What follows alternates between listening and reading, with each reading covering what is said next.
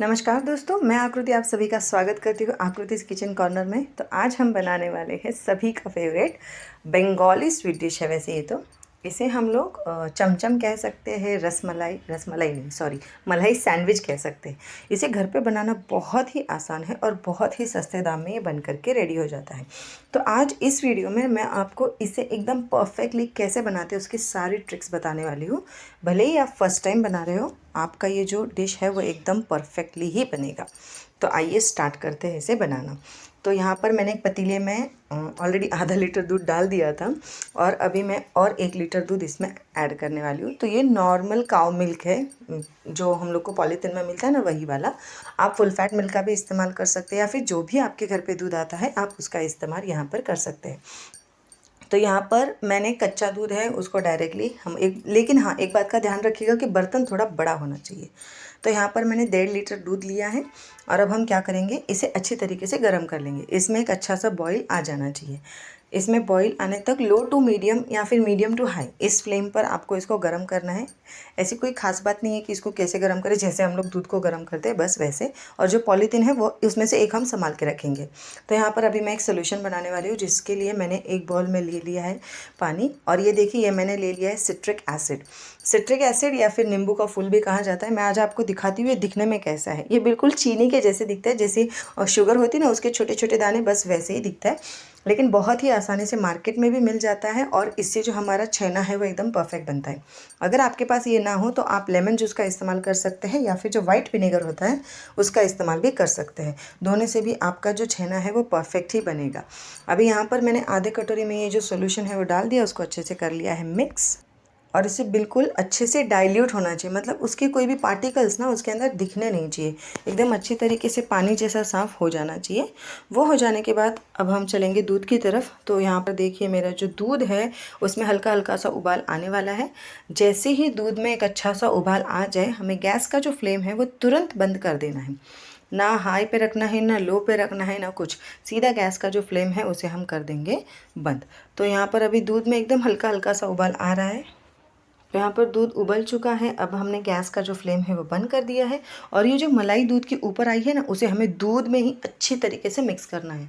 अब हम इसे 2 से 3 मिनट के लिए बिल्कुल बिल्कुल नहीं, मतलब हल्का ठंडा कर लेंगे। तुरंत गरम गरम दूध में हमें छेना नहीं बनाना है, हमें उसे हल्का ठंडा करना है।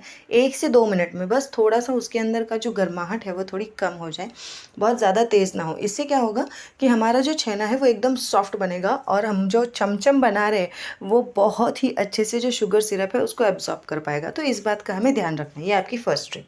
जब तक दूध ठंडा हो रहा है तो यहाँ पर मैंने एक छन्नी ले ली है, उसके ऊपर मसलिन क्लॉथ या फिर कोई भी कॉटन का कपड़ा आप इस्तेमाल कर सकते हो। छेना को हमें सेपरेट करने के लिए इसका इस्तेमाल करना है।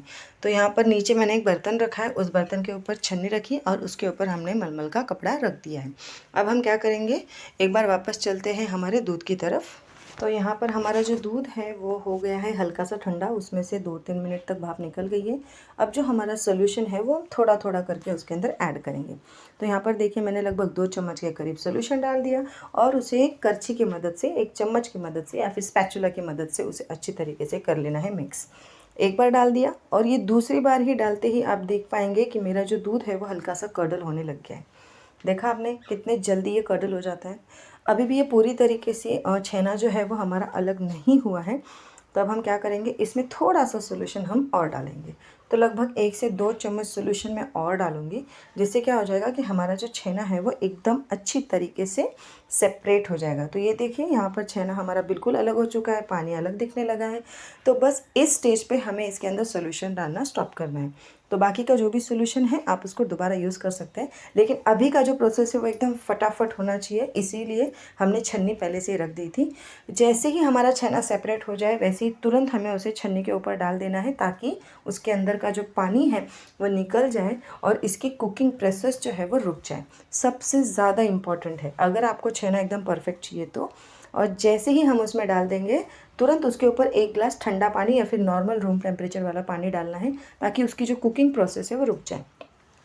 ये होने के बाद अब हम क्या करेंगे, ये जो पानी है उसको साइड में कर लेते हैं और ये जो छेना है उसको साइड में कर लेते हैं। ये देखिए अब कितना सारा पानी निकल चुका है। अभी ये जो हमने छेना का पानी निकाला है या फिर दूध का जो पानी निकला है, हम इससे आटा लगाने के लिए या फिर कोई भी ग्रेवी की सब्ज़ी होती है ना, उसे बनाने के लिए इस्तेमाल कर सकते हैं। फ़िलहाल तो मैं इसे रख देती हूँ साइड में। तो इसे हमने साइड में रख दिया है और उसके बाद वापस से आते हैं छेना की तरफ। अभी छेना में स्टार्टिंग में ही मैंने 1 गिलास पानी डाल दिया था, इसलिए मुझे इतनी कोई दिक्कत नहीं होती। अब यहाँ पर मैंने वही सेम पतीला लिया है और उसके ऊपर वही छन्नी रख दी है। जिसके अंदर हमने छेना बनाया था वो पतीला लिया, उसके ऊपर छन्नी रख दी और 2 से 3 गिलास उसके ऊपर पानी डाल के इस छेने को बिल्कुल अच्छे से वॉश करना है। इसे वॉश इसलिए करना है क्योंकि हमने जो इसमें नींबू का सत्व या फिर सिट्रिक एसिड या फिर जो भी डाला है छेना बनाने के लिए, उसका जो हल्का सा खटास होता है ना, वो इसके अंदर रह जाता है। तो उसे निकालने के लिए ये सबसे ज़्यादा इम्पॉर्टेंट है कि हम इसे पानी से धो लें और जब ये गर्म होता है ना, हमें तभी उसे अच्छी तरीके से वॉश कर लेना है ताकि उसके अंदर का जो खट्टापन है वो पूरी तरीके से निकल जाए। अगर ऐसा आपने नहीं किया तो आपका जो चमचम है वो परफेक्टली नहीं बनेगा, उसके अंदर हल्का सी खट्टी वाली टेस्ट आने लगेगी। तो ये हो जाने के बाद अब हमें क्या करना है, अभी हम सारे कपड़े को एक साथ कर लेंगे, हल्के से इसे निचोड़ देंगे और निचोड़ देने के बाद हमें इसका एक तरीके से ये पनीर ही हो गया। तो अब मैंने क्या किया, इसके ऊपर हल्का सा वज़न रख दिया लगभग 15 से 20 मिनट के लिए, उससे ज़्यादा नहीं। 15 से 20 मिनट में इसके अंदर जितना भी एक्सेस पानी होगा वो निकल जाएगा।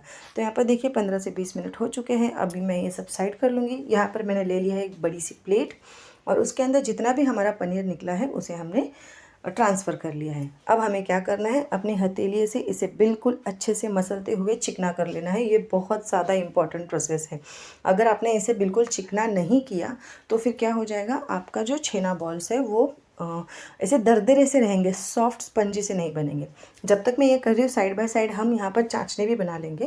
तो यहाँ पर एक कढ़ाई में मैंने एक बर्तन मतलब एक बाउल भर के चीनी डाली है जो लगभग 250 ग्राम के करीब होगी और उसके 4 गुना हम डाल देंगे पानी। सेम कटोरी से 4 गुना हमें पानी डालना है क्योंकि इसकी जो चाशनी होती है वो 1 तार की 2 तार की ऐसे कुछ नहीं होती, बस हल्की सी पतली सी चाशनी होती है बस। और उसके अंदर फ्लेवर के लिए हम डाल देंगे इलायची। गैस का फ्लेम ऑन कर दिया है। अब यहाँ पर देखिए एक बार मैंने इसे मसल के चिकना कर लिया था।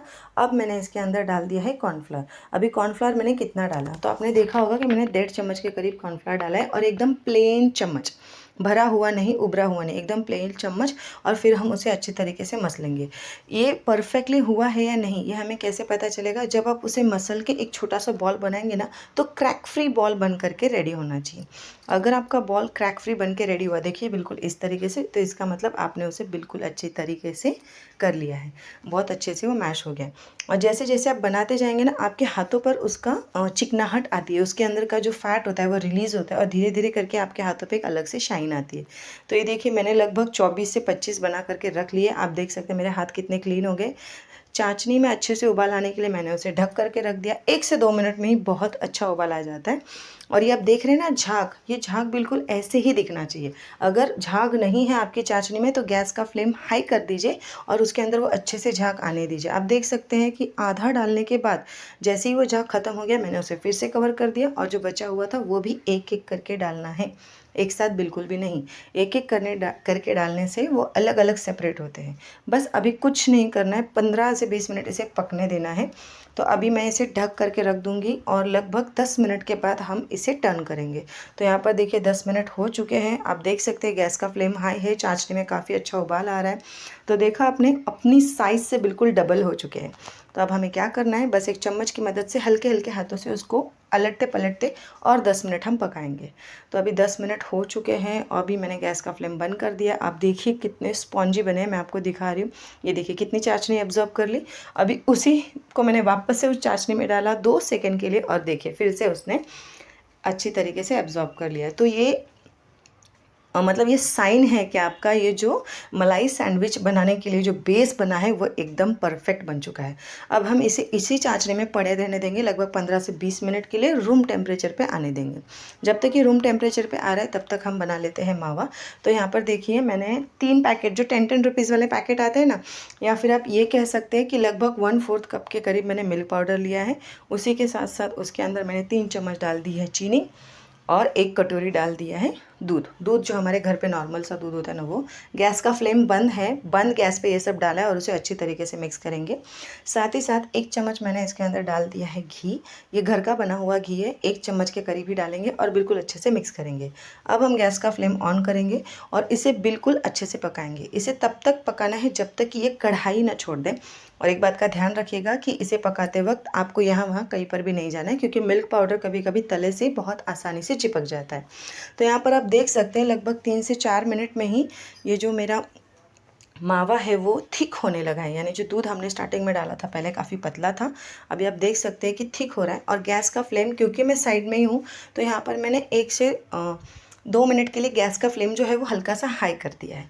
अभी जैसे ही ये देखिए इतना थिक हो जाए तो हम गैस का फ्लेम थोड़ा लो टू मीडियम के बीच में रखेंगे और कंटिन्यूसली इसे मिक्स करते हुए चलाएंगे। जैसे ही ये थोड़ा थिक हो जाए, आपको ये देखने में पता चल ही जाता होगा कि हाँ ये थोड़ा थिक हो गया, तो गैस का फ्लेम एकदम लो कर देंगे।